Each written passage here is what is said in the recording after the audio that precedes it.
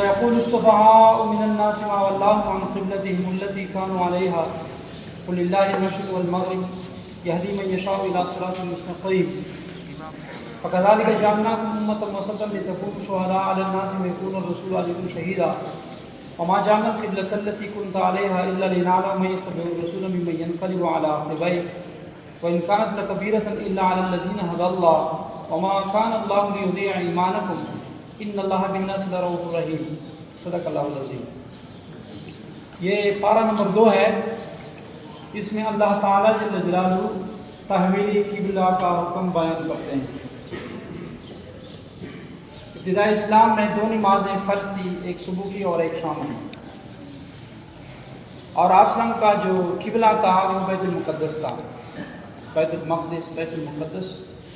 دونوں پروننسیشن الفاظ استعمال ہو چکے ہیں۔ آپ سب سے پہلے بنی اسرائیل کا قبلہ بھی تھا، اور بیت المقدس کو حضرت داؤد علیہ السلام اور سلیمان علیہ السلام نے تعمیر کیا ہوا ہے۔ تو بنی اسرائیل میں جتنے بھی انبیاء آ گئے، رسول آ گئے، ان سب کا قبلہ بیت المقدس تھا۔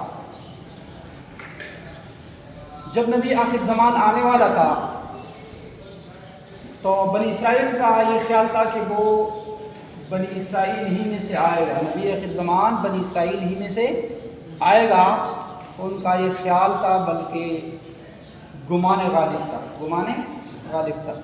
اکثر انبیاء بنی اسرائیل میں سے آئے تھے، لیکن یہ نبوت کا جو عہدہ اور منصب ہے یہ انسانی خواہشات کے تابع اور مرضیوں کے موافق نہیں ہے۔ مطلب اس طرح نہیں ہو سکتا کہ کوئی انسان چاہے کہ یا میں نبی بنوں یا میری مرضی پہ کوئی نبی اور رسول آ جائے۔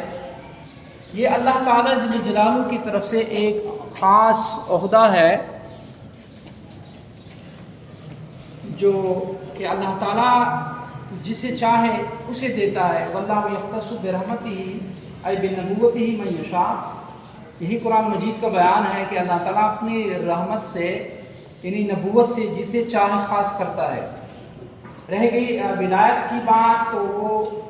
بندہ اللہ تعالیٰ کے احکام کی پابندی کرے، ارکان اسلام کی پابندی کرے، اللہ تعالیٰ کی مخلوق کے ساتھ بلائی کرے،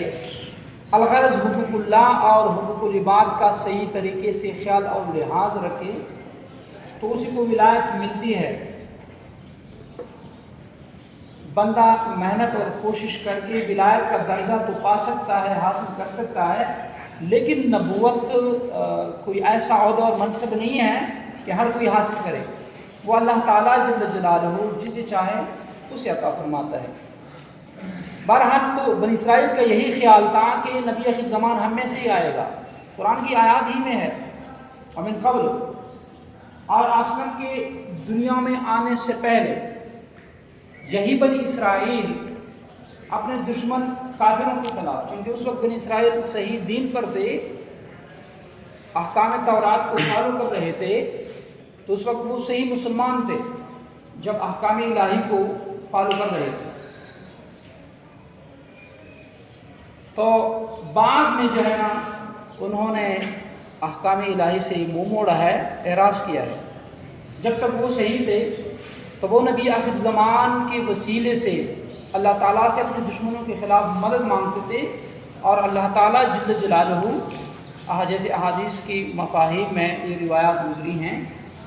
کہ اللہ تعالیٰ ان کی مدد فرماتا تھا۔ لیکن جب آپ وسلم آ گئے اور ان کو پتہ چلا کہ نبی آخر زمان مکے میں آئے ہیں اور ہیں قریشی خاندان سے اور عربی ہیں اور ہیں بنی اسماعیل سے، نہ کہ بنی اسرائیل سے، تب جا کر انہوں نے ضد شروع کیا اور آپ کی مخالفت شروع کی۔ بات سمجھے؟ تو اللہ تعالیٰ نے ان سے یہ نبوت کی جو نعمت تھی یہ چھین لیا۔ جیسے بنی اسماعیل میں آپ وسلم ظاہر ہو گئے کہ آپ وسلم نبی آخر زمان ہیں، محمد بن عبداللہ، آپ وسلم کو 40 سال پہ نبوت ملی، اور ان کو پتہ چلا کہ تو ایک عربی ہے، قریشی ہاشمی خاندان سے ہے،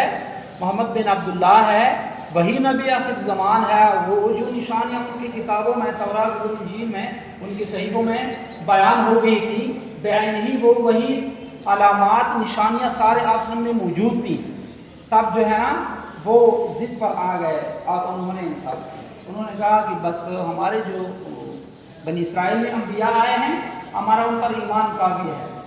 اگرچہ وہ بعد میں جب پیغام الہی سے اور تعلیمات تورات زبور انجیل سے انہوں نے اعراض کیا، ان پر بھی وہ صحیح طریقے سے عمل نہیں کرتے تھے۔ تو آپ وسلم پہلے جب نماز فرض ہوئی تھی آپ وسلم بیت المقدس کی طرف منہ کر کے نماز پڑھتے تھے، بعد میں جب 5 نمازیں فرض ہو گئی معراج کے واقعے میں، تب بھی آپ وسلم بیت المقدس کی طرف منہ کر کے نماز پڑھتے تھے۔ ٹھیک ہے جی، آپ وسلم نے ابھی تک ہجرت نہیں فرمائی تھی، واقعی معراج کے بعد جب آپ وسلم نے ہجرت فرمائی تو مدینہ المنورہ میں بھی آپ وسلم 16-17 ماہ تک بیت المقدس کی طرف منہ کر کے نماز پڑھتے تھے کہ اچانک اللہ تعالیٰ کا حکم آ گیا، 4 رکعت والی نماز ہے، بعض ظہر کی نماز بتاتے ہیں کہ جہاں تک میرے معلومات میں ہے عصر کی نماز ہے، کہ اس میں آپ وسلم نے 2 رکعت نماز پڑھی ہیں کس طرف؟ بیت المقدس کی طرف، اور پھر جو ہے نا اللہ کا حکم آ گیا فَوَلِّ وَجْهَكَ شَطْرَ الْمَسْجِدِ الْحَرَامِ کہ اب منہ پھیر لو مسجد الحرام کی طرف۔ اب حکم تبدیل ہو گیا تو ہم تو کعبے کی طرف منہ کر کے نماز پڑھیں گے، لیکن اب یہاں مسئلہ یہ ہے کہ جو لوگ مسافر ہیں، دور ہیں، تو ان کے لیے حکم یہی ہے کہ بھائی آپ مسجد الحرام کی طرف منہ کر کے نماز پڑھیں، اسی جہت کی طرف۔ ٹھیک ہے جی، اور جب آپ وہاں موجود ہیں، ادھر مسجد الحرام میں موجود ہیں، تو وہاں بالکل کعبے کی جو ذات ہے، کعبے کا جو وہ کوٹہ ہے، کمرہ ہے، اسی کی طرف آپ منہ کر کے نماز پڑھیں گے۔ اگر آپ نے ادھر ادھر منہ کر لیا تو آپ کی نماز نہیں ہوگی۔ یہ وہاں کے جو لوگ ہیں جن کو بیت اللہ نظر آ رہا ہے، وہ بالکل اسی کی سیدھ میں نماز پڑھیں گے، بالکل اسی کی ذات کی طرف منہ کر کے نماز پڑھیں گے۔ جو لوگ دور ہیں وہ اسی جہت کی طرف منہ کر کے نماز پڑھ سکتے ہیں۔ بہرحال تو آپ وسلم جو ہے نا اکثر آسمان کی طرف دیکھا کرتے تھے، اس بات کے انتظار میں تھے، اور آپ وسلم کو یقین تھا کہ جیسے نبوت کی نعمت یہودیوں سے، بنی اسرائیل سے چھین لی گئی، تو اس طرح جو نعمت قبلہ ہے، کعبہ ہے، وہ بھی بہت جلد چھیننے والی ہے اللہ تعالیٰ کی ذات۔ یہ حکم بھی تبدیل ہونے والا ہے، جیسے نبوت کی نعمت سے محروم ہو گئے تو اس طرح قبلہ کی نعمت سے بھی وہ محروم ہونے والے ہیں۔ تو پھر وہی ہوا کہ اللہ تعالیٰ نے پھر حکم تبدیل کر دیا کہ آپ کیا کریں، کعبہ کی طرف منہ کر کے نماز پڑھا کریں۔ تو اس طرح یہ تحویل قبلہ بھی ہو گیا۔ یہ لوگ پھر اعتراض کرنے لگے کہ یہ کیسا پیغمبر ہے،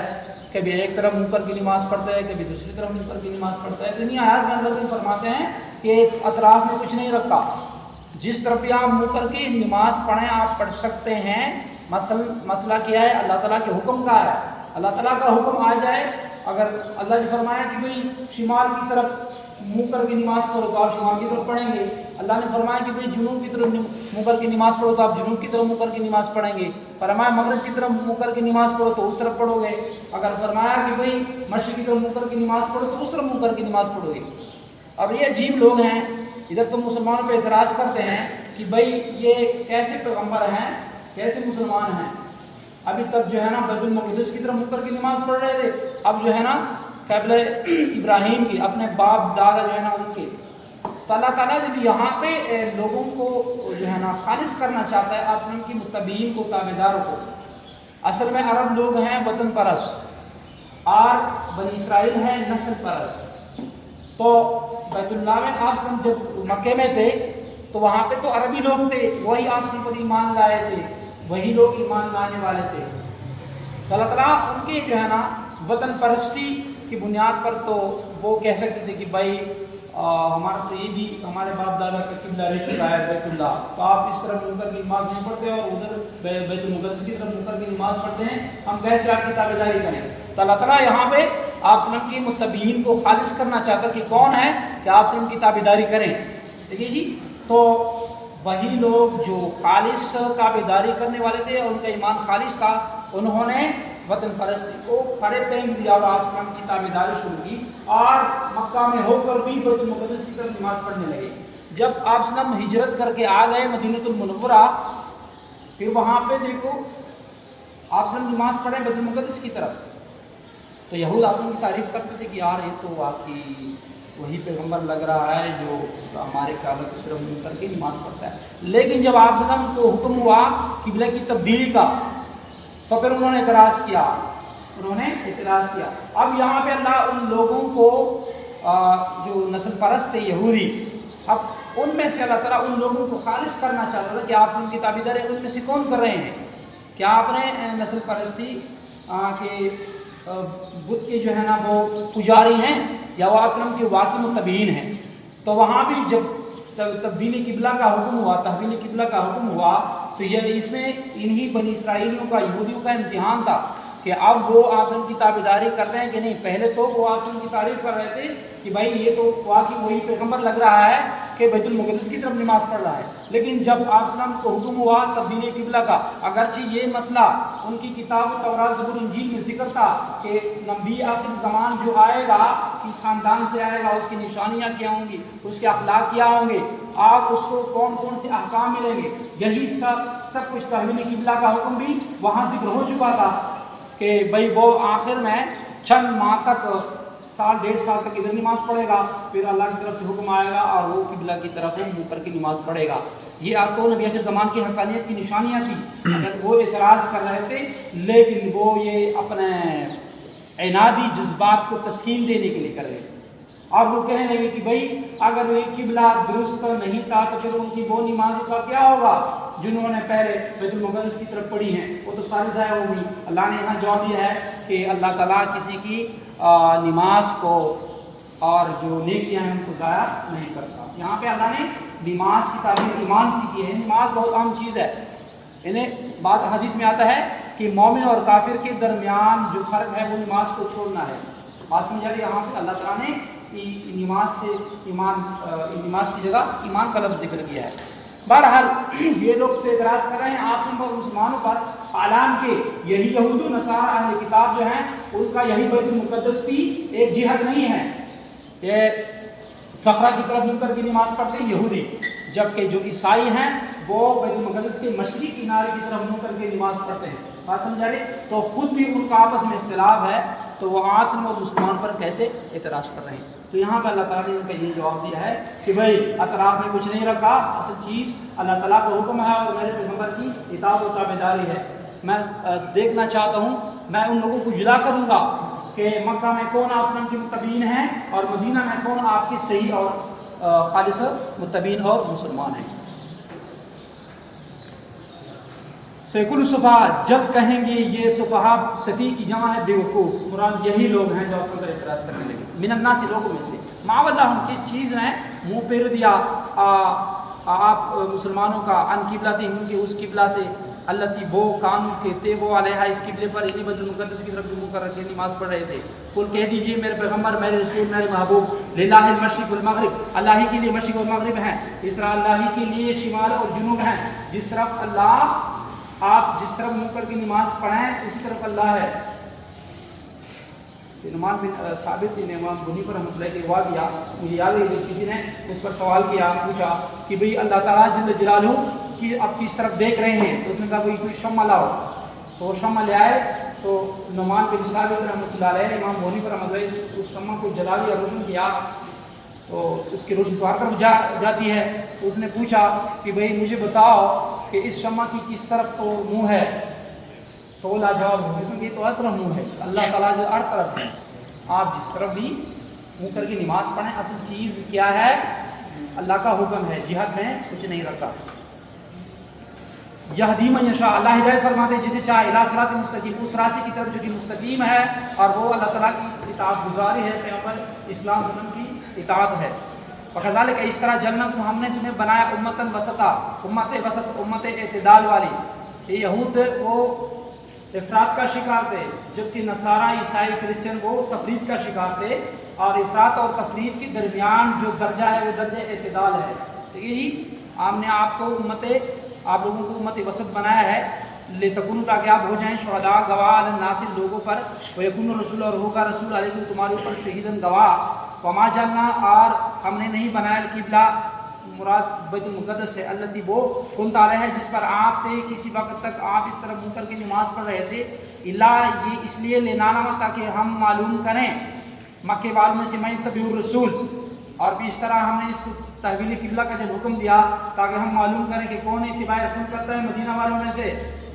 مما ینقلب اور کون جو ہے نا پھر جاتا ہے علی عقبیہ اپنے قدموں پر۔ دیکھو ایک آدمی کے پیچھے لوگ جا رہے ہیں، اس کے پاس آ رہے ہیں، امام ہے، لوگ اس کے پیچھے جا رہے ہیں، تو کچھ لوگ ایسے ہوتے ہیں کہ اس کے پیچھے بالکل مستقلاً جا رہے ہوتے ہیں، کچھ لوگ ایسے ہوتے ہیں کہ یار ہمیں کہاں لے جا رہا ہے، اور پھر وہ منہ موڑ کے واپس چلے جاتے ہیں۔ تو اللہ تعالیٰ ان لوگوں کو بتانا چاہتا ہے، جدا کرنا چاہتا ہے کہ کون آپ وسلم کی اتباع کرنے والے ہیں اور کون منہ پھر کے منہ موڑنے والے ہیں اور اعراض کرنے والے ہیں۔ وَإِنْ كَانَتْ اور ہے یقیناً لَكَبِيرَةً باری یہ بات، اللہ مگر باری نہیں ہے، الذین گراں نہیں ہے اور باری نہیں ہے الذین لوگوں پر قد اللہ جن کو اللہ تعالیٰ نے ہدایت دی ہے، وما کان اللہ اور یہ ان لوگوں کے اس اعتراض کا جواب ہے کہ ان لوگوں کی نمازوں کا کیا ہوگا جنہوں نے ابھی تک یہ نمازیں پڑھی، مکہ میں پڑھی اور ادھر 16-17 مہینے ادھر بھی پڑھی، تو نمازیں پھر ساری برباد ہلاک ہو گئی کہ جب انہوں نے قبلہ تبدیل کر دیا، تو یا وہ قبلہ صحیح تھا یا نہیں تھا، ٹھیک ہے جی، اگر صحیح تھا کیوں منہ پھیرا، اگر صحیح نہ تھا تو پھر ان کی نمازیں پھر ان کا کیا ہوگا، ٹھیک ہے جی۔ تو اللہ نے اس کا جواب دیا ہے وما کان اللہ اور نہیں ہے اللہ تعالیٰ لیضیع تاکہ وہ ضائع کر دے ایمانکم تمہارے ایمان، مراد مفسرین فرماتے ہیں یہاں ایمان سے مراد کیا ہے، نماز ہے، ٹھیک ہے جی۔ اب ایک بندہ دعویٰ کرتا ہے کہ میں مسلمان ہوں، ایک دیکھو دعویٰ ہے، دعویٰ بغیر ثبوت کے کوئی نہیں مانتا، آپ کوئی پروف تو پیش کریں گے، ایسے دعوے سے تو کام نہیں چلتا، ٹھیک ہے جی۔ اب آپ نے کلمہ پڑھا ہے کہ میں مسلمان ہوں، بھائی کوئی پروف تو دکھاؤ نا، نماز جب پڑھو گے تو ہم سمجھیں گے کہ بھائی یہ تو، اب یہی حدیث میں بھی یہی مسئلہ ہے کہ بھئی جو لوگ مسجد کی طرف جاتے ہیں اندھیروں میں جاتے ہیں، آپ ان کے ایمان کی گواہی دیں، یعنی اندھیروں میں نماز کی طرف جانا آپ کے ایمان کی گواہی ہے، ٹھیک ہے جی۔ تو اس طرح اللہ تعالیٰ نے یہاں پہ نماز کی تعبیر ایمان سے کی ہے، نماز کتنا اہم ہے۔ ان اللہ بے شک اللہ جو ہے بالناس سے لوگوں پر لرؤوف البتہ شفقت کرنے والا ہے، رحیم رحم کرنے والا ہے۔ بعد میں انشاءاللہ ٹائم ہے